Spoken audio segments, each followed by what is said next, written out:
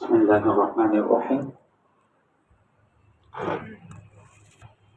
سورۃ الشعراء کچھ تلاوت کل ہوئی تھی اور اس کا بقیہ حصہ آج کی تلاوت میں آیا ہے۔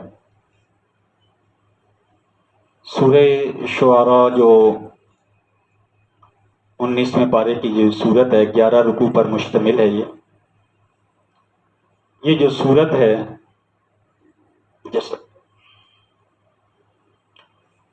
اس سورت کے آخری رکوع میں اللہ جل شانہ نے شعراء کے طبقے کا ذکر کیا ہے۔ شعراء شاعر کی جمع ہے کہ یہ طبقہ ایسا ہے کہ ان کے جو پیروکار ہیں، جو ان کی بات کو ماننے والے ہیں، اکثر گمراہ لوگ ہیں۔ وَالشُّعَرَاءُ يَتَّبِعُهُمُ الْغَاوُونَ أَلَمْ تَرَ أَنَّهُمْ فِي كُلِّ وَادٍ يَهِيمُونَ وَأَنَّهُمْ يَقُولُونَ مَا لَا يَفْعَلُونَ۔ اب اس میں شعراء کے بارے میں مضمون ذرا سخت ہے کہ ان کے پیروکار گمراہی میں مبتلا ہو جاتے ہیں۔ جب یہ آیات مبارکہ اور یہ سورت اس کا نزول ہوا تو صحابہ میں کچھ چوٹی کے شاعر صحابہ تھے۔ حضرت حسان بن ثابت رضی اللہ تعالیٰ، حضرت عبداللہ بن رواحہ رضی اللہ تعالیٰ، حضرت کعب بن مالک رضی اللہ تعالیٰ عنہم رضوان اللہ علیہم اجمعین حاضر خدمت ہوئے اور عرض کیے، یا رسول اللہ صلی اللہ علیہ وسلم، شعر و شاعری تو ہم بھی کہتے ہیں اور اس آیت کے اندر تو پیروکاروں کو کہ ہے وہ گمراہ قرار دیا گیا۔ تو آپ علیہ الصلوۃ والسلام نے فرمایا کہ بھائی اس سے جو شاعری مراد ہے وہ شاعری ہے جو فحاشی، بے حیائی پر مبنی ہو، جس میں خیالی چیزیں ہوں، حقائق سے کوئی تعلق نہ ہو، جس میں کفر و شرک کی سرحدوں میں انسان داخل ہو رہا ہو۔ جس شاعری کے ذریعے، جس شاعری میں اس طرح کا مواد ہو، تو فرمایا ایسی مواد والی شاعری کے پیچھے جو لوگ چلیں گے تو وہ گمراہی اختیار کریں۔ جس میں فحاشی کی دعوت، جس میں گناہ کی دعوت ہو، جس میں شرکیہ جملے ہوں، تو عام آدمی کو تو گہرائی کا تو علم نہیں، اس نے کہا جی فلاں شاعر نے کہی ہے تو وہ اس کے پیچھے چل پڑ۔ تو گویا اس سے پھر تسلی ہوئی کہ اچھا اس سے سارے شعراء مراد نہیں ہیں، بلکہ وہ جن کا کلام صحیح نہ ہو۔ اس سورت کے آغاز ہی میں رسول اکرم صلی اللہ علیہ وسلم کے لیے اور آپ کے ذریعے پوری امت کے لیے تسلی کا سامان تھا۔ لعلک باخع نفسک الا یکونوا مؤمنین۔ آپ دعوت دیتے ہیں، آپ پیغام پہنچاتے ہیں، آپ تبلیغ کرتے ہیں اور آپ کے دل کی خواہش ہے کہ یہ لوگ میری بات کو مان لیں تاکہ ان کی آخرت سنور جائے، اللہ راضی ہو جائے، دنیا ٹھیک ہو جائے، لیکن یہ نہیں مانتے تو آپ غم میں مبتلا ہو جاتے ہیں، پریشان ہو جاتے ہیں، کوڑنا شروع کر دیتے، کیوں نہیں مانتے؟ فرمایا میرے پاک حبیب، کیا آپ ان کے نہ ماننے سے اپنی جان کو کھپا دیں گے، ختم کر دیں گے؟ نہیں نہیں، ایسا نہیں۔ ہم چاہیں تو ہم سب کچھ کرنے پہ قادر ہیں، ان کے مطالبے پورے کرنے پہ قادر ہیں، مطالبے جو ہیں اتنے، لیکن ان کے لیے ہمارا وہ قانون نہیں ہے اس امت کے لیے جو پہلی امتوں کے بارے میں رہا۔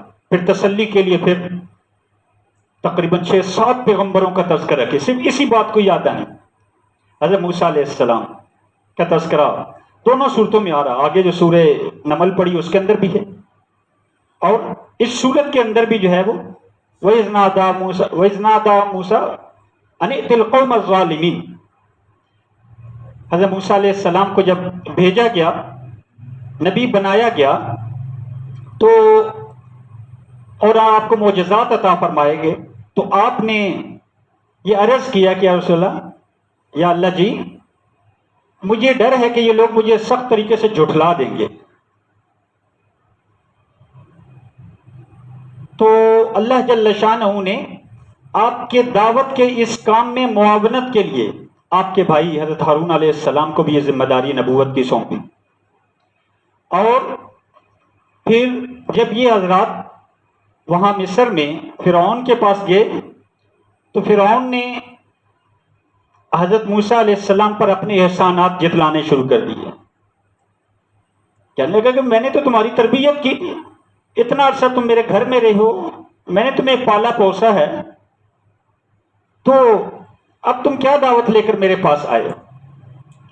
اور پتہ تم نے جب یہاں سے مصر سے گئے تھے تو تم نے کیا کیا تھا؟ وہ ایک شخص جو آپس کی لڑائی جھگڑا تھا، حضرت موسیٰ علیہ السلام چھڑواتے چھڑاتے جو وہاں کا قبطی تھا مصر کا رہنے والا، وہ اپنی جان سے ہاتھ دھو بیٹھا تھا، تو اسی وجہ سے حضرت یہاں سے مدین چلے گئے تھے. تو اس نے جب احسان جتلایا حضرت موسیٰ علیہ السلام، حضرت نے فرمایا کہ مجھ پر احسان نہ جتلاؤ، ذرا اپنی اس حکومت اور اس حکومتی زندگی کو دیکھو، کتنے سینکڑوں بچوں کو تم نے قتل کروایا ہے، اور کیسی غلامی والی زندگی تم ان سے لے رہے ہو بنی اسرائیل سے، کیسا کیسا ظلم ہے جو تم نے نہیں کیا، اور اب تم مجھے یہ احسان جتلاتے ہو. جب اس کے پاس کوئی دلیل نہ بن پڑی تو کہا قال فرعون وما رب العالمین، جی یہ رب العالمین کیا چیز ہے؟ قال رب السماوات والارض، فرمایا رب العالمین وہ ہے جو آسمان و زمین کا رب ہے. ٹھیک، پھر وہ سارا سلسلہ اس کے اندر آتا ہے، پھر وہ جادوگروں والا کا سلسلہ بھی یہاں پر آتا ہے، ان کے ایمان لانے کا تذکرہ بھی آتا ہے یہ قرآن نے، اور پھر فرعون کے غرق ہونے کا بھی اسی جگہ پر تذکرہ آتا ہے کہ وہ اپنے لاؤ لشکر کے ساتھ جب حضرت موسیٰ کو حکم ہوا کہ اب آپ یہاں سے نکل جائیں بنی اسرائیل کو لے کر، تو راستے میں پھر بنی اسرائیل کے لیے جو سمندر میں 12 راستے بنے وہ بھی یہاں پر بھی اس کا تذکرہ ہے. فَانْفَلَقَ فَكَانَ كُلُّ فِرْقٍ كَالطَّوْدِ الْعَظِيمِ. یہ پورا واقعہ ذکر کرنے کے بعد حضرت ابراہیم علیہ السلام کا ذکر فرمایا کہ اپنی قوم کو، اپنے والد کو مخاطب کر رہے ہیں، ما تعبدون، ابا جی اے میری قوم کے لوگوں کس چیز کی پرستش کرتے ہو؟ یہ پرستش کے لائق ہے یہ چیز؟ کیا یہ آپ کے نفع نقصان کے مالک ہیں؟ کیا جب آپ ان کے سامنے کوئی فریاد کر رہے ہوتے ہیں، هل يسمعونكم اذ تدعون، جب یہ تمہیں پکارتے ہیں، جب آپ ان کو پکارتے ہو تو کیا یہ آپ کی بات کو سنتے ہیں؟ تو کیا کہنے لگے کہ ہم نے اپنے آباء و اجداد سے ایسے ہی ان معاملات کو ہوتے دیکھا ہے. تو حضرت نے فرمایا کہ یہ تو کوئی دلیل نہیں ہے نا کہ باپ دادا اگر کنویں میں چھلانگ لگائی کسی تو میں بھی لگاؤں جو اچھا جی ابا جی نے لگائی تھی، تو یہ تو کوئی طریقہ نہیں ہے، غلط طریقے پہ تو کوئی ان کی پیروی نہیں کرنی نا. تو کہا باپ دادا ہوں یا آپ ہوں، یہ ایسا طرز عمل ہے، ایسا طرز زندگی ہے جس سے دشمنی پیدا ہوتی ہے، اور اس طرز عمل سے لوگ مزید گمراہی کے راستے پر چلیں گے. اور پھر آپ نے دلیل دی الذی خلقنی فہو یہدین والذی هو یطعمنی ویسقین واذا مرضت فہو یشفین. میں تو اس ذات کی دعوت دیتا ہوں جس نے مجھے پیدا کیا ہے، جو مجھے ہدایت دیتا ہے، راستہ دکھاتا ہے، بیمار پڑتا ہوں تو شفا دیتا ہے، زندگی اور موت اس کے قبضے میں ہے. پھر حضرت ابراہیم کی 5 دعاؤں کا تذکرہ کیا، والذی اطمع ان یغفر لی خطیئتی یوم الدین. میرا رب وہ ہے کہ جس سے میں امید لگائے بیٹھا ہوں کل قیامت کے دن وہ مجھے معاف فرما دے گا. دیکھو اللہ کے پیغمبر ہیں، میری غلطیوں کو معاف کرا دے.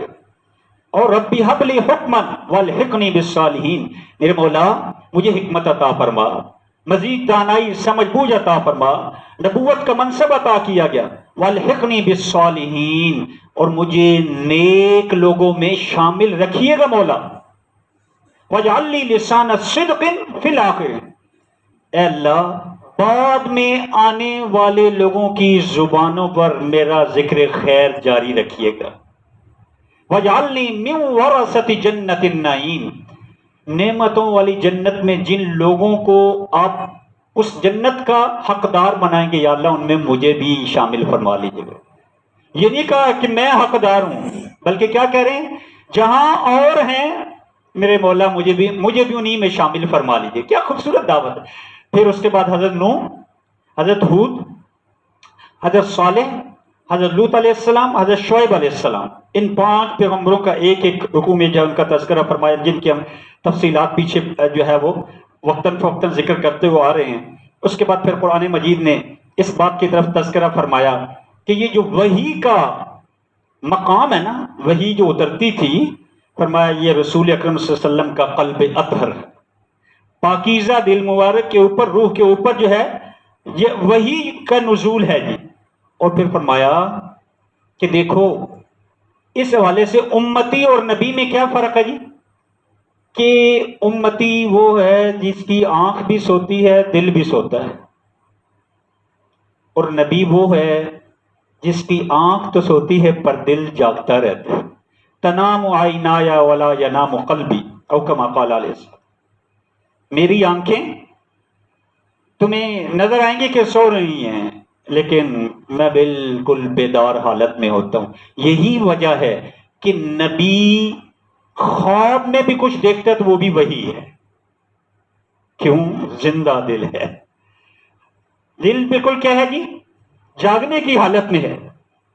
بہرحال پھر وہی شعراء کا تذکرہ جس کے بارے میں پہلے ذکر کر چکا ہوں، 2-3 باتیں جو ہے وہ اگلی سورت کے ذکر کروں۔ اگلی سورت ہے سورۃ النمل۔ نمل چیونٹی کو کہتے ہیں، تو دوسرے رکوع میں چیونٹیوں کا واقعہ ہے، اس کا ذکر کیا۔ شروع میں اللہ جل شانہ نے اس کتاب کے بارے میں کہ یہ ہدایت اور بشارت ہے، خوشخبری ہے میری، اور پھر حضرت موسیٰ علیہ السلام کا پھر تذکرہ فرمایا۔ پھر جو ہے وہ حضرت سلیمان، حضرت داؤد علیہ السلام، باپ بیٹا پیغمبر، ان کا تذکرہ کہ داؤد علیہ السلام نے وارث ٹھہرایا اپنے پیچھے سلیمان علیہ السلام کو۔ یہ وراثت کیا تھی؟ علوم نبوت میں تھی، مال کی وراثت نہیں۔ انبیاء مال کی وراثت نہیں چھوڑا کرتے، مشہور احادیث مبارکہ ہیں کہ بھائی انبیاء جو کچھ چھوڑ کے جاتے ہیں نا مال و دولت سے، وہ صدقہ ہوتا ہے۔ ہاں، انبیاء علیہ السلام، نحن معشر الانبیاء، ہم انبیاء کی جماعت، ہم علم کی وراثت کو چھوڑ کر جاتے ہیں۔ علم کی وراثت جو ہے نا، تو حضرت داؤد علیہ السلام کو اور بہت سارے بیٹے تھے، اگر مال کی وراثت ہوتی تو بھائی کیوں صرف حضرت سلیمان کا تذکرہ ہوتا، تو باقیوں کا بھی تذکرہ ہوتا۔ ان دونوں باپ بیٹا پیغمبر کو اللہ جل شانہ نے بڑی وسعت عطا فرمائی تھی، نبوت بھی عطا فرمائی، حکومتیں بھی عطا فرمائی، اور ان کے اندر رہتے انہوں نے اللہ کے حکم کو پورا فرمایا۔ حضرت سلیمان علیہ السلام کا تذکرہ فرمایا، جنات پر، پرندوں پر اللہ تعالیٰ نے ان کو جو ہے وہ معجزانہ طور پر جو ہے وہ ان کو حکومت عطا فرمائی۔ ایک سفر کر رہے تھے، سفر کرتے کرتے جو ہے ایک وادی میں پہنچے، تو ایک چیونٹی نے جب دیکھا کہ لشکر آ رہا ہے، اس نے چیونٹیوں کو کہا یا ایھا النمل ادخلوا مساکنکم لا یحطمنکم سلیمان، اے چیونٹیوں اپنی بلوں میں گھس جاؤ، کہیں سلیمان علیہ السلام کا لشکر بے خبری میں تمہیں رون نہ ڈالے، تم کچھ نہیں جاؤ گی۔ چونکہ ہواؤں پر بھی آپ کی نبوت تھی، معجزانہ طور پر اللہ نے یہ چیزیں عطا فرمائی تھی، تو ہوا کے دوش پر اللہ نے چیونٹی کی یہ جو اعلان تھا اللہ نے سلیمان علیہ السلام کو سنوا دیا، تو وہ مسکرائے، کہا پھر دیکھو نا نعمت ملی ہے، تو پھر یہ ساتھ ہی کہہ رہے ہیں فَتَبَسَّمَ ضَاحِكًا مِّن قَوْلِهَا وَقَالَ رَبِّ أَوْزِعْنِي أَنْ أَشْكُرَ نِعْمَتَكَ الَّتِي، اے اللہ مجھے یہ توفیق عطا فرما، میں تیرا شکر ادا کروں کہ کیسے کیسے انعامات تو نے مجھے دیے، اور میرے مولا مجھے اپنے نیک بندوں میں شامل فرمائیے گا، وَادْخِلْنِي بِرَحْمَتِكَ فِي عِبَادِكَ الصَّالِحِينَ۔ ہدہد جو ہے وہ ایک موقع پر وہ موجود نہیں تھا، تو پتہ چلا کہ وہ کیوں نہیں ہے جی، چونکہ پرندوں کے بارے میں بعض اوقات جو ہے وہ حضرت جب وہ ان کی مجلس میں آتے تھے تو وہ مستقل آنے والا پرندہ، کچھ دیر کے بعد آیا تو اس نے کہا جی میں آپ کے لیے ایک بڑی خبر لے کر آیا ہوں کہ آپ کے جو سلطنت ہے اس کے کسی ایک پہلو میں جو ہے وہ ایک ایسی عورت حکومت کر رہی ہے جو لوگ سورج کی پرستش کرنے والے ہیں، یسجدوا للہ الشمس والقمر، جو سورج کی پرستش کرنے والے ہیں۔ تو حضرت نے فرمایا کہ یہ خط لے جاؤ، اور پھر ہمیں صحیح صورتحال کا خط اس تک پہنچایا گیا۔ اس نے جب پڑھا تو اس نے اپنے عمراء سے مشورہ کیا کہ بھائی اس طرح جو ہے وہ بڑا معزز خط آیا ہے، تو کیا تمہاری رائے ہے؟ تو نے کہا جی بات یہ ہے کہ ہم آپ کے ساتھ حاضر ہیں، ہم طاقت والے ہیں، ہم اقتدار والے ہیں، ہمارے پاس بڑی قوت ہے، آپ باقی فیصلہ آپ کا ہے. والامر الیکی فانظری ماذا تأمرین. وہ سمجھدار خاتون تھی. کہنے لگے کہ نہیں، یہ جس طرح کا خط ہے، جس شخصیت کے پاس سے آیا ہے، اگر ہم اس کے مقابلے پر آئے تو پھر کچھ نہیں ہمارا بچے گا. اس نے کہا کچھ ہدیے وغیرہ بھیجے حضرت سلیمان کی طرف، لیکن بعد میں آپ نے جب ان کو جواب بھیجا تو سمجھ گئے کہ بھائی نہیں. اپنے لشکر کے ساتھ وہاں سے حضرت سلیمان علیہ السلام کے لیے اس نے سفر شروع کر دیا کہ بھائی کس طریقے سے بھائی وہاں جانا ہے، وہاں جا کر اسلام کو قبول کرنا ہے، حضرت سلیمان کے ہاتھ پر ایمان لانا ہے. تو اس کا تذکرہ قرآن مجید نے، اس کی میں تفصیلات کا بالکل موقع نہیں کہ وہ ٹائم ہمارا ہو چکا ہے. اور آخر میں پھر قرآن مجید نے آخری بات کہہ کے جو ہے نا کفار کی طرف اشارہ کر کے کہ انک لا تسمع الموتى ولا تسمع الصم الدعاء اذا ولوا مدبرین.